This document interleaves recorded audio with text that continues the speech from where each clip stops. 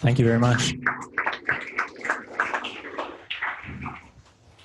So I sort of threw this together, so if I get stuck, I might have to fall back to my second rap that I had planned, but we'll see how the mood takes me.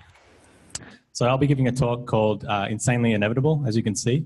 My name's Adam Brock, as Chan already mentioned, as you probably already know by now. I'm a senior front-end developer at Tundra. I used to be a designer, still am at heart. And yeah, this image I really like as well. This is Steve Jobs giving a fuck you to IBM. So this kind of is going to resonate throughout the talk, I think. And you'll kind of see what I'm giving a fuck you to along the way. So I'm primarily going to be talking about agencies because that's where I've been born and bred, and I still work in an agency. I've heard enough stories from my friends who don't work at agencies and those who do work at agencies to know that there'll be enough overlap for the two, but anything I talk about will mostly just be specific to agencies. And I'm kind of going to address the typical agency model that still is very much rooted in this, Mad Men 1950s idea. It's very much still stuck in there. We don't dress as cool anymore, and we don't like smoke and drink whiskey in the morning, but well, we do sometimes actually. But yeah, this is going to be touching on that kind of tradition as well. So before I can talk about anything, I have to talk about Avocado and Agile. So these two things, rightly so, may have no overlap whatsoever in your head, but in fact they do have a bit of overlap, and they're also at the same time the exact opposite of each other in other ways. So effectively, from what I can see anyway, the biggest widespread innovation in Australia in the last decade has basically been smashed avocado. The biggest widespread innovation in agencies has been stealing Agile from product in a very ill-conceived manner. I actually really like avocado, smashed avocado, and I had it today. It's really good. On the other hand, I do not care for Agile at all, or what it's become actually, especially in agency land, or agency Agile as they're now calling it, which is, yeah, it's obscene. But anyway, I digress before I've even started. So effectively, what I'm getting at is we were promised flying cars, and instead we got 140 characters. So there seems to be this inverse innovation that's happening, certainly in agencies and perhaps even in other companies as well. So I really just want to address that up front before I can get to the second part of my talk, which is going to address some of these things. So just as a couple of examples, these are examples that I've seen myself from other companies when I talk about inverted innovation. So quite a large company, they're talking about design systems and all this cool stuff. Meanwhile, the designers still need to tether their own phones in order to upload work to InVision. So on one hand, you've got this very seemingly progressive, innovative idea, but at the same time, this is kind of the tip of the iceberg, but it's a very opposite end of the spectrum as far as this kind of approach goes. And at the same time, another company who I heard talking a lot about innovating with AR, VR, and chatbots and voice. Side note, I think if your marketing team is talking about things that are innovative, they're almost definitely not innovative, like those examples above. And at the same time, the file hosting service that the company has approved internally has a size limit of 10 megabytes, which is identical to the size limit that email attachments have. And the file hosting services, originally kind of came out of the need to exceed the email limit, but these guys are still stuck with 10 megabytes.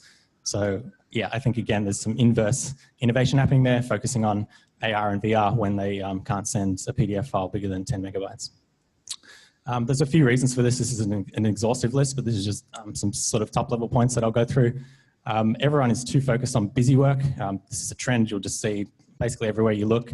People running very fast in the exact same place in no direction and mistaking it for work, or doing unimportant things very efficiently, which doesn't actually make them any more important.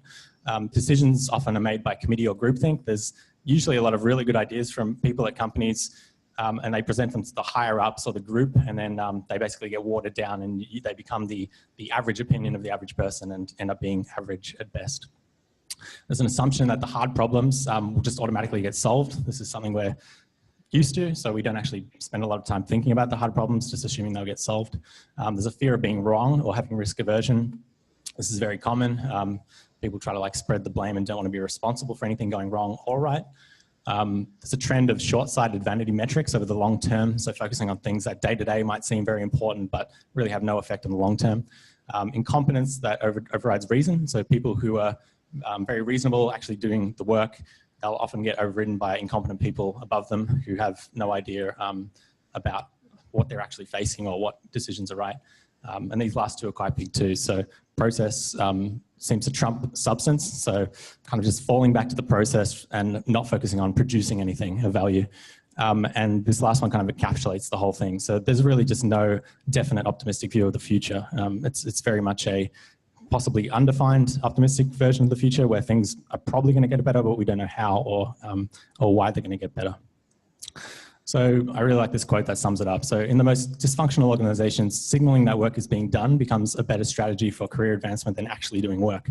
And if this is your company, then you should quit, which I completely agree with. So effectively, everyone ends up copying each other, and that's why we're in the state that we're in now.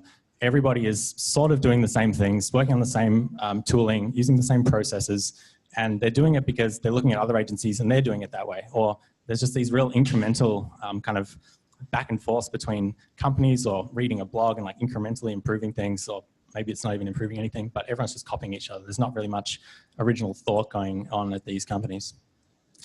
And so this kind of sums up my mindset as a default most of the time. So this is a quote from Atlas Shrugged by Dagny Taggart. She said, "The hardest thing to explain is the glaringly evident which everybody has decided not to see."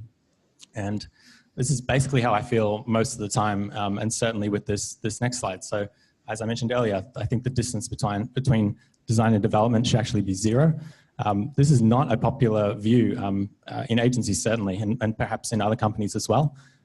When you start talking about this stuff at face value and really no one spending the time to understand why this is important, you basically just get not ridiculed, but it's just like you don't really seem to be of value. They can't see behind the short term that they're already dealing with. They can't see the longer term picture of these things. So this talk is kind of called Insanely Inevitable because there's a certain direction that is absolutely inevitable and we're going to get there, but at the same time you have to deal with your own kind of illusion of insanity to get there and hang on for the ride.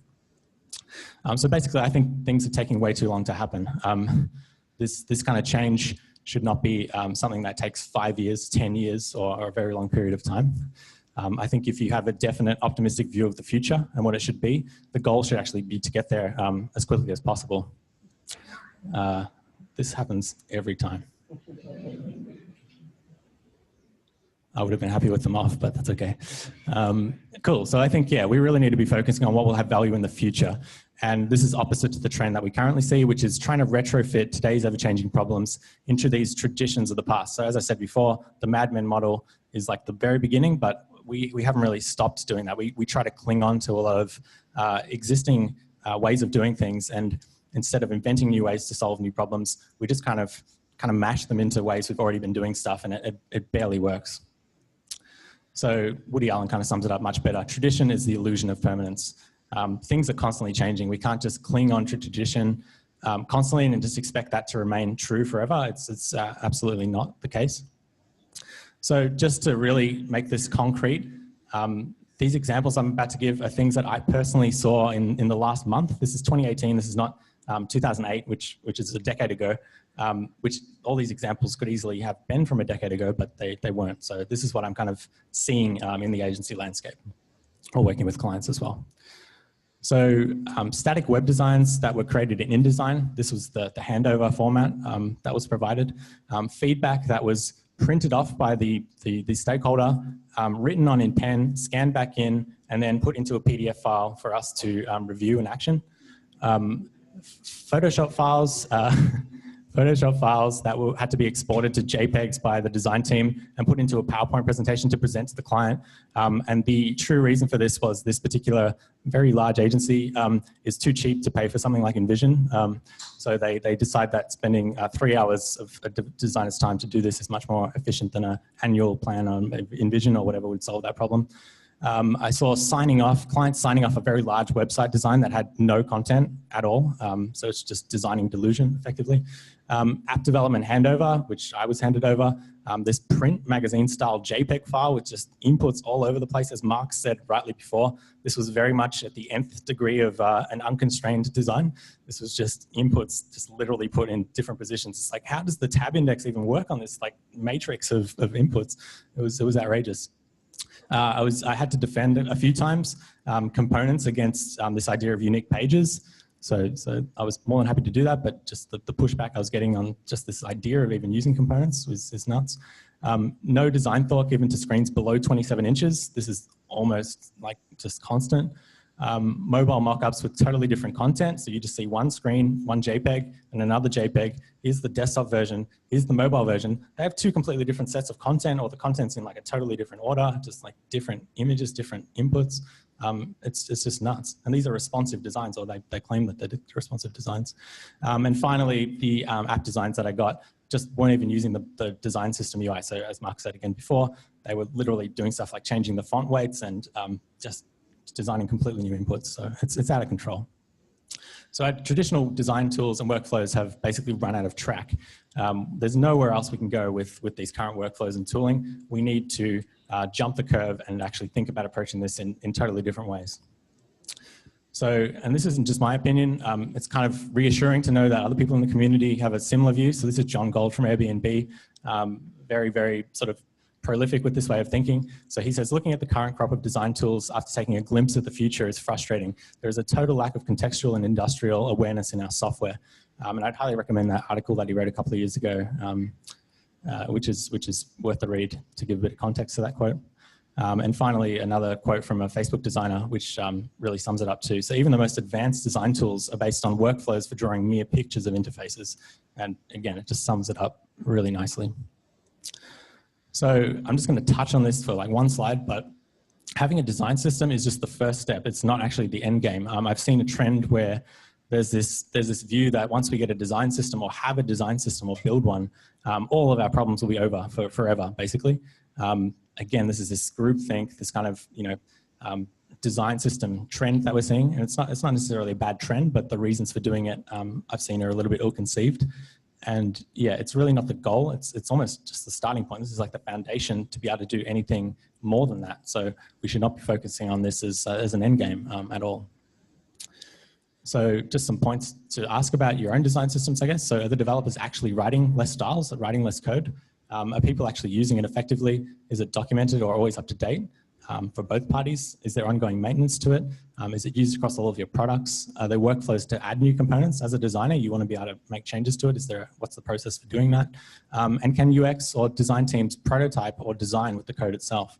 And most importantly, is the code base the source of truth for the design? I've seen so many design systems that are delivered as a PDF file. That is not a design system. That is a print document with some font weights and colors on it. It's real weird. But I don't believe that we're at the end of history. I think you can either take two approaches. One, you either think what we're doing right now is the best we're ever going to get, and we're basically doomed to a future with these drawing tools to create designs, hand them over to developers. I don't think this is the end, and it's pretty clear to me that that's not the case. And if this is as good as it gets, then it's even worse, because the design tools and handover tools that we're seeing, they're not even actually improving anything. These handover tools, I've noticed, are actually removing communication, because the tools are leaned on as a crutch to substitute communication. If it's all in Zeppelin or InVision or this kind of handover tool, designers feel like they can just throw it over the fence and not provide any additional context or communication with the developer team. And I've seen this constantly, so it's actually not even solving the problem, it's just kind of masking it a little bit. So it's time to get back to the future. I think that design with code is kind of like luggage with wheels. Luggage did not have wheels until after we put a man on the moon. So that's a little bit of a weird scenario, but that's kind of like where we are now. We're talking about all these, very forward-thinking things, design systems, all this like cool stuff, the terms I mentioned before, the buzzwords. So we're doing all this cool stuff, but we haven't actually figured out the fundamental problems that these systems still have. So I think, like luggage with wheels, to design with code is just going to be enhanced over time, and you're not going to be able to imagine going back to luggage without wheels once you've actually seen the way that the future can look.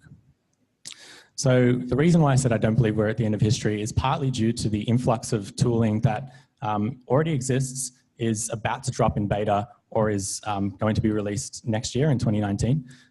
This is not an exhaustive list, but it might be worth taking a photo of this if you want to research them in your own time. But they all take a similar approach, which is they all somehow integrate with code, one way or the other, typically treating code as a source of truth. And just to give you an idea of what these look like, sort of similar to the frameworks example before, I'm just going to show you real quickly 3 of the demos from these companies. And yeah, as I said, these are all using code as a source of truth for design, so that's what they share in common. So I don't think the winner necessarily needs to be predicted yet. Just the fact that there's so many people trying to solve this problem in a certain way, to me, is a very clear sign of a direction that we're heading in. So it doesn't really matter who wins yet. So the first one is Alva. This is an open source tool, so you can actually download this and play with it right now if you want to. So you can see on the left, these are all components, so code components that are being imported into this application, and you can actually drag them onto your into your tooling and design layouts and pages with them. So this is kind of the rudimentary version of the idea of using your components or design system in an application to actually make it usable in a way that designers are quite familiar with. Another one, I'm actually going to steal a screen cap from the Medium article that was using Seek's library for this. This is another very exciting app called Interplay. I think this is probably the one I'm most excited about. I've been following them for a little bit. And yeah, so this is actually using the design system you just saw Mark presenting with. And this tool on the left is the application, the design tool, and components from the library are being brought in there and layouts being applied. And you can see on the right, there's a real-time representation of that code being rendered. So I think that's just really cool. You get to see it in the context with real code and actually see how it's going to work. So I think that's pretty neat. And this third one, it actually just dropped on Kickstarter last week. They were trying to raise some capital or some funding. And this has a few cool features too. So it's got the interactive states. It's kind of a given. So you can style the different versions of a button, for example, or a different component. So it's really nice that they're bringing that to the forefront rather than just a flat file. We've got exporting code. So I guess being able to take what you've done in this design tool and somehow reuse it back into the code base is a very interesting idea. I don't know how well they're going to execute it, but I'm quite interested to see how they approach it. The design system, so this tool in particular is based around the idea that you do have a design system, and that's being used as a very central part of this tool. And this one has seemed inevitable to me for a long time, this idea of design linting. So we have this in code. If you write something that's not quite right in code, you can get flagged to let you know as a little bit of a warning. So using this in a design tool is very interesting too. So it kind of nudges those constraints a little bit more. But I guess you could even apply this to things like accessibility. So if a designer tries to use a certain color that may not have a right color contrast for your accessibility level, this is a really nice feature, I think, to be able to provide feedback about where you're deviating from the design system. I think is a very nice thing to have. So that's a bit of a catch-all of those tools. So I think they're all worth looking into. I think we're going to be seeing a lot more of that kind of style. And these are very, very young at the moment, but it's quite clear that that's one of the ways that we're going to be able to use code in a more familiar way.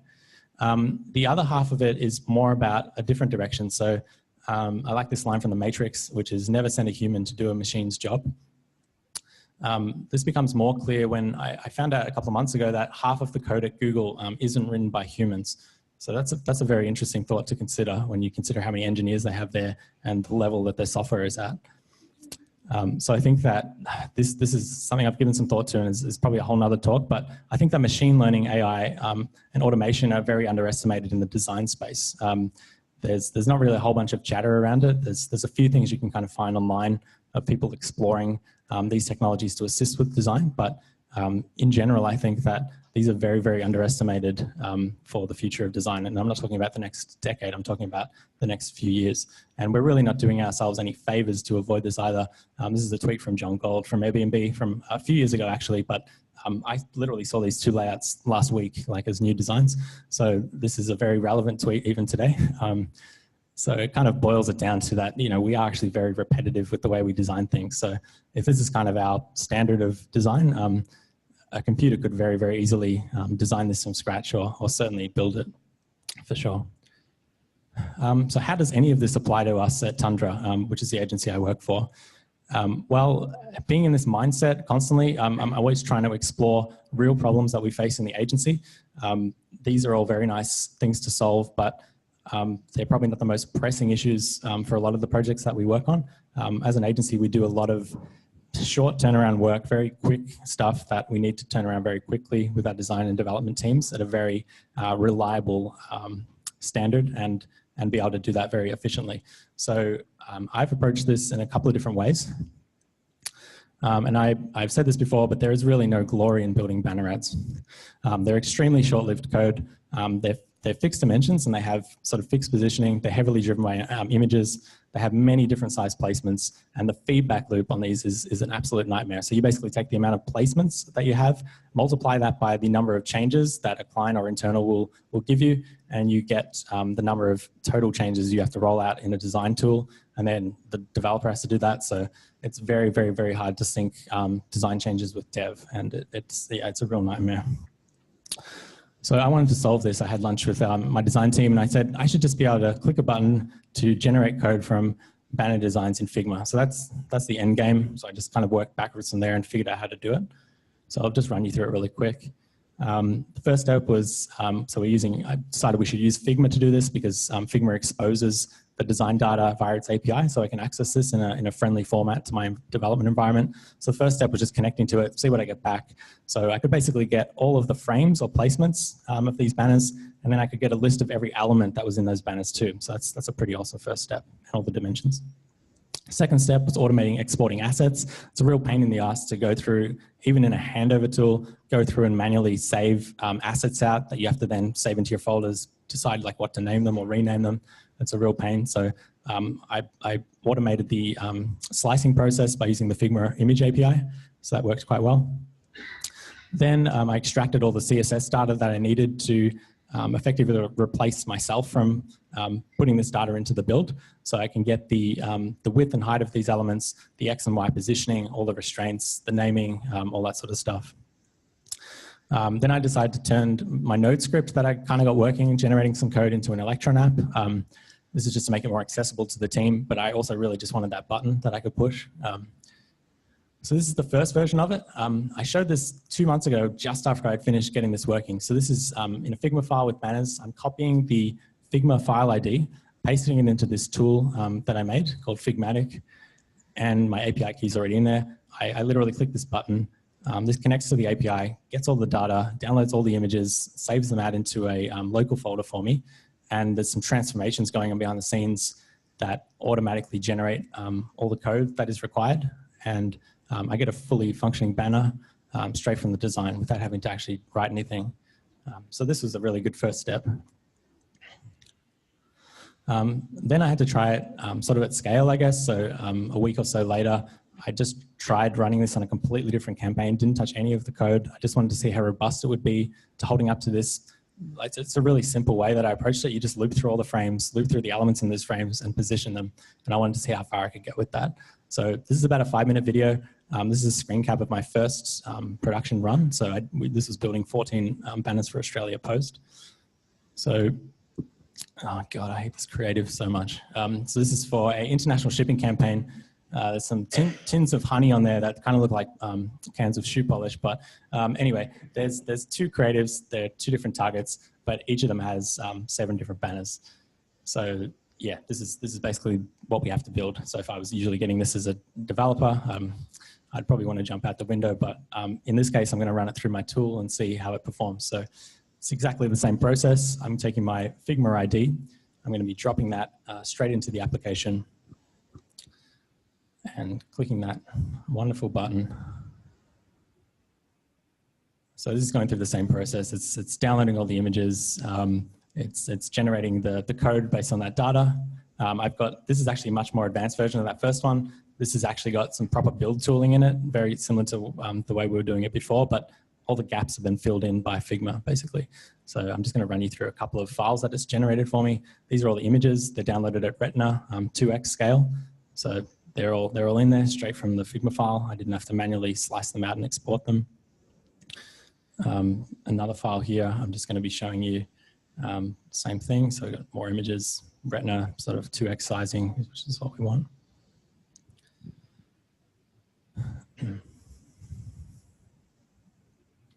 I realize how small this is, but this code is all being generated automatically. I'm not writing any of it. All those elements there are automatically getting the positioning data that we need to position all these elements properly. This is all the HTML that injects all those images, applies the class names that are going to get targeted by the CSS automatically. I've got some HTML comments in there so you can quite easily understand how those relationships work back to the CSS. But all the dimensions in there, all of the animation delays by default are in there. The animation delays or order is actually dictated by the order of the layers. So as a designer, you can say what is the priority for this ordering. I'll touch a little bit more on the animation later because it's always the first question I get is how do you do the animations? But effectively, it's using some smart defaults. So even if you don't want to spend any time on animation, you get some decent animation out of the box. This is the preview page it automatically generates when I run my build tool. So you can see a list of all the banners. I've got links to all of them. This makes for a very nice internal and external sharing link to the clients. We can just upload this and re-upload it if we make any changes. So you can see in here, it's built my banners. I can go to any of the placements. It's got all the animations in there. So that's the entire campaign built, basically. So yeah, it's pretty cool. I think that, if you think about how much time this would take alone to just save out the images, we'd probably still be on like banner 1 right now, just actually slicing them out and creating folders for them. So yeah, it's a huge time saver. There's a few more features as well. I can't remember what I'm going to be showing you, but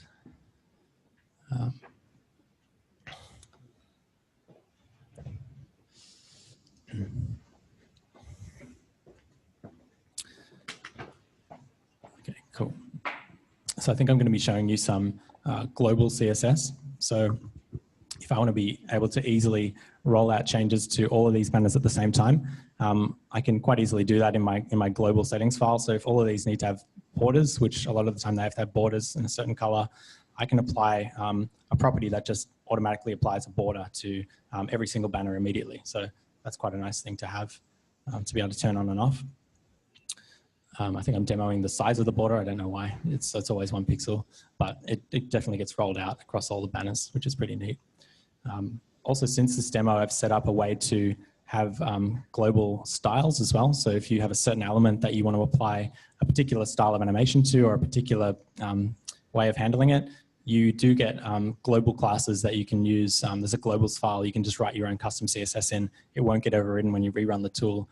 And each banner itself also now has a custom CSS or SCSS file where you can write overrides effectively, and those overrides will not be overridden when you rerun the tool to get new assets or new data. So that's the most powerful thing, is you can just keep rerunning this tool all day. Like if a design team's just made 2 hours worth of changes, as a developer, I can just rerun that tool that you saw originally, and all those updates, the positioning, the sizing, the assets, they all just get re-rendered into my code base. It just keeps re-rendering it and ignores anything extra that I've added. So yeah, again, that loop is now 0. There is no distance between these two things.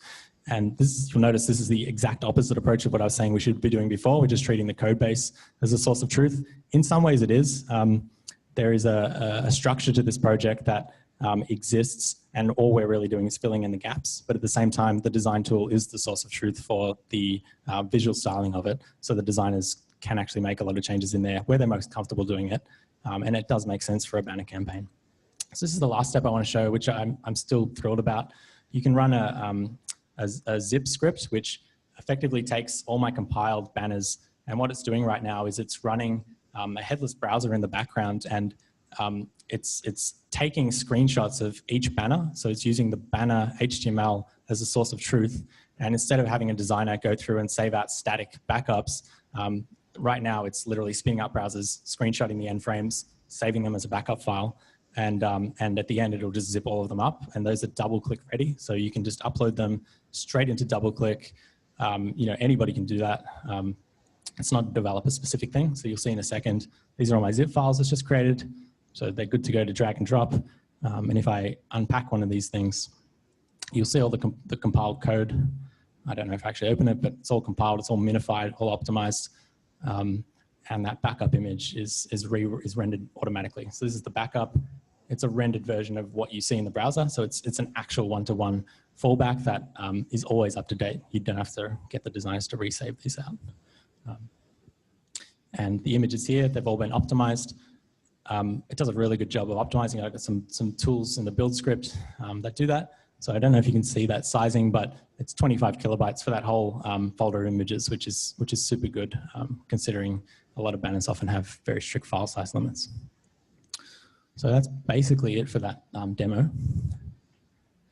So as I said, without all that sort of walkthrough, I was giving this as a talk to my developer team as well and the design team. So that's why I was kind of walking through all those steps, which hopefully you got some benefit out of.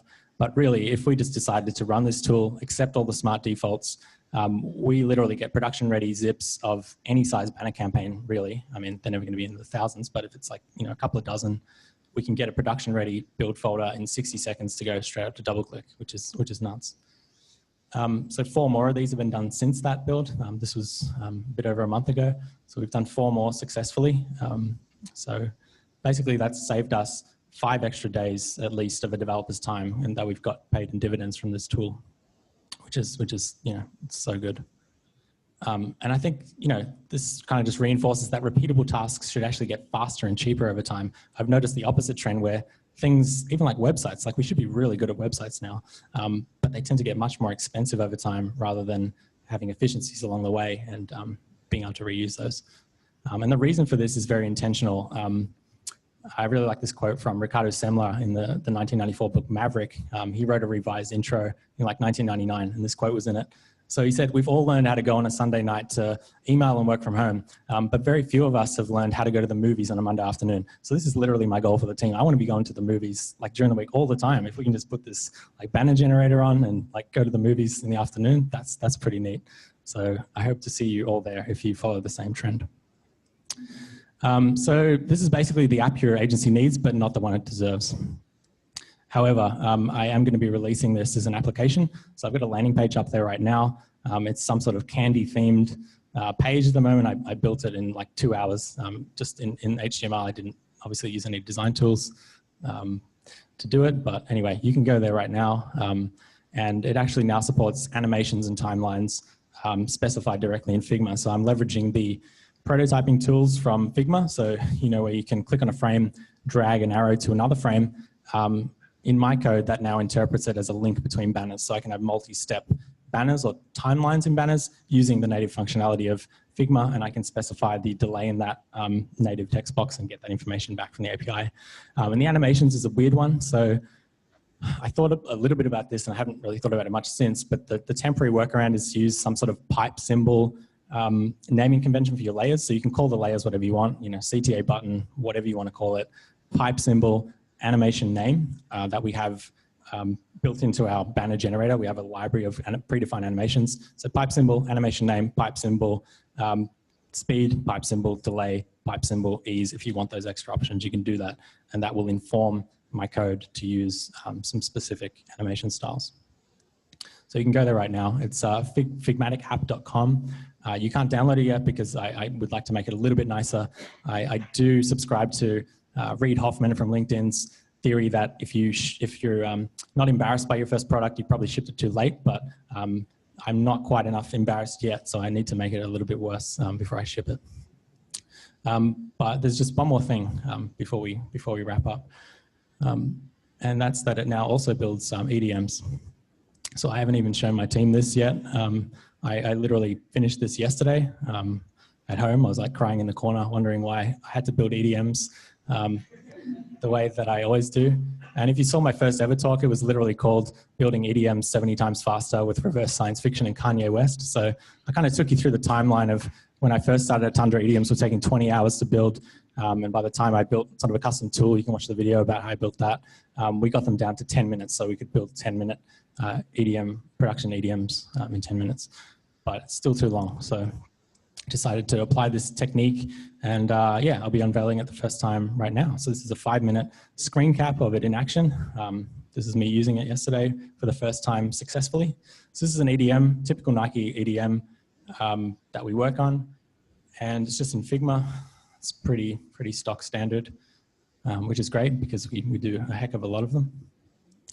And now I'm just in my terminal, so I've written some scripts just using Node, the same thing I was writing to make that banner magic happen. So keep an eye on these image folders and the pages folder.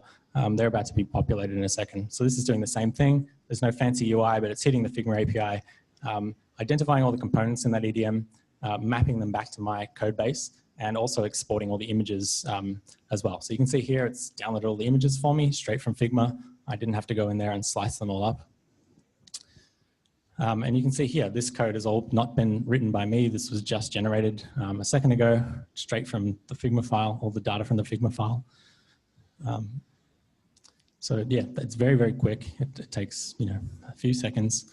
And now I can run my compile tasks. So I've got all my source code now generated by Figma. And this will take a minute. The image optimization in the script takes quite a few seconds for some reason. But I thought I'd just leave it in there anyway, just to give you an accurate representation of how long it will take to spin up. So it's really simple. I'm just looping through all of the parts of my email. I have components already written in my code base. So I have a folder of partials or components. This particular framework that I'm using uses a partials folder. And there's some props that I can pass in there. So you can see I've got a background color. I've got a swoosh, which is just an image ID. So those image IDs that I just downloaded, I need to be able to tell the components which images to use in certain places. Yeah, there's a few components, the tile component, the footer component, and there's also just some generic kind of code in there to handle any generic content blocks too, as a bit of a fallback. But we built an email component library that's shared in Figma. So you can see here it's compiled it. This is now a working email, so this is real code. You can see it all there. That's real text. The images are dropped in. The components are being rendered as they are expected to render. And all this data is obviously being pulled straight from Figma, so it's pretty neat. Obviously it's responsive because that's just the way we build our emails. So you can see it's handling the tile component. It knows that it should be splitting into two. If there's two in a row, it'll split it into two. So you could send this is good to go. But I wanted to know how it would solve the problem that we inevitably face, like with the banners. The feedback process, again, very difficult. So I'm going to make 3 changes to this EDM in Figma, and I'm going to show you what happens. So for some reason, I might get some feedback that this is actually not being sent to this particular store. I'm just going to change it to a different store. So I'm going to change it to Nike Melbourne Central instead of Newmarket. We've also decided we don't like this gray background. So instead, I'm going to go rogue and make it much worse by changing it to the color of this product up here. So I'm going to make it an orange background. And then, oh, this is a little bit of flashback humor, actually. This is the first lines of the verse that I was just rapping before on stage. So this is A Tribe Called Quest, the low end theory. So this is the first 2 lines of that. I've decided I want the conversion rate of this email to be through the roof. So I'm just going to drop those 5-dog lines in there. RIP 5-dog. And yeah, so, oh, are you serious? Oh, there we go. So what happens is I'm just going to literally rerun the script with my browser open. It's already in dev mode, so it's watching out for changes. And because this is going to rewrite that HTML for me, once it regenerates that file, you should see immediately those changes appear. So it's just taken that data, rewritten the file, and now I have my text that I just changed. I've got my new background color, which looks terrible, and the winner of the email, which is the intro that's going to sell out of this new product. Yes, I think that's it. And then I'm just doing a comparison. So, oh my goodness. Yes, so as you can see, it's a 1-for-1 copy of the email. Good Lord. Why does this keep happening? Okay, it's only cutting out here. That's good. Yeah, so this is it. It's all working as expected. This is the very first version of it. It's not going to be this kind of primitive as we go forward. I'll be integrating it into my UI and making some sort of interface to handle whichever task you want to do. Banners, emails, campaign pages are probably next on my hit list, short-lived ones. So that means we can focus our time on important problems and work on our design systems and whatnot, instead of worrying about how to build banners and EDMs and other solved problems like that. So yeah, as I said, in 2015, this was a 20-hour task, quite literally. I still don't know why it took that long. In 2017, I built a tool that let us do it in 10 minutes. And as of today, we can now build them in 5 seconds using this tool. So it's quite a nice little halving jump and yeah, sort of time metric change as well. So I can only show you the door. You're the one who has to walk through it. Everything I've shown you tonight is available to you. I'm not like some person with special access to these tools. You can use Figma for free. Like this API is available if you want to use it tomorrow. All those tools, they're all available. So you just have to try it and actually do it. So what I would recommend is signing up for those new apps. Check them out, get on the beta lists, get the invites, be an early adopter, try it out, see how it goes, do some research. Share those new links with your team. So you want to educate people so they're aware that these things are happening rather than dropping it on them 12 months from now and you sound like a maniac, like I do all the time. And work with your cool developers to build stuff. So not the ones who don't give a shit about design, the ones who really get this stuff. And I'd also try and understand some of the code as well. Just try and learn a little bit. As I guess Mark kind of touched on before, certain aspects of it are very helpful to learn. And experiment together with your developer. If you're a designer, get your developers and just experiment together and think of things that you can do and work on them together. And you can obviously do them. Like anything is basically possible. So I just want to leave you with this one last quote also from Atlas Shrugged. So do not let your fire go out, sparked by irreplaceable spark in the hopeless swamps of the not quite, the not yet, and the not at all. Do not let the hero in your soul perish in lonely frustration for the life you deserved and have never been able to reach. The world you desire can be won. It exists. It is real. It is possible. It's yours. Thank you.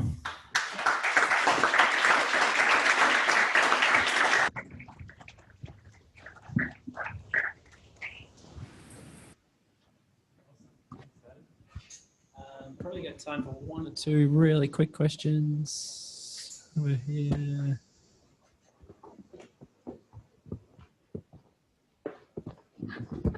Hi Adam, it's quite amazing to see that the tool allow the kind of efficiency, like how follow more flow, and my question is that so like for people that used to build Flash banners in Flash, we all know. Oh yeah, we all know that normally that's more than 1 frame. So I think you touch on it a little bit, and yep. you mentioned a little bit that animation is tricky. So my question is how well this will work with like 6-7 frame transition, yep. things whoosh here and whoosh there. Second question is that I think it's amazing that you show that it automatically generates the static, and I'm wondering whether, and we all know the static has a, I can't remember the number, but maybe 30. Yeah, 30. And limit. So does that kind of automatically generate and under that limit? Yep. So we have some tooling that automates the compression, so we can set a target for it or optimize a percentage for it. So if we need to bump it down because there's quite a lot of data in it, we can certainly do that. I think by default it's about 70 or something like that, which seems to get a pretty good result. In respect to your first question, yeah, you're totally right. So I'm attempting to solve that problem for us. And again, I've kind of tried to pose it this way internally as well. So you don't necessarily have to see this as a be-in and end-all tool straight from Figma. What we're effectively getting is what we would usually be committing to our repo as a finalized project. So it's not the end of the world if a designer or developer does have to spend an hour or so of their time to manually influence some things in code. That's completely acceptable. However, yeah, I am trying to solve the problem of stitching multiple frames together, which is working so far. And you can also specify the entry animations. I haven't got to the point where I can also specify a exit animation if you had to do that to the end of the frame. It kind of takes care of that on its own. But this can all certainly be solved in dev temporarily. Like it's certainly not a blocker as well. So cool. Yeah. Thanks. No worries.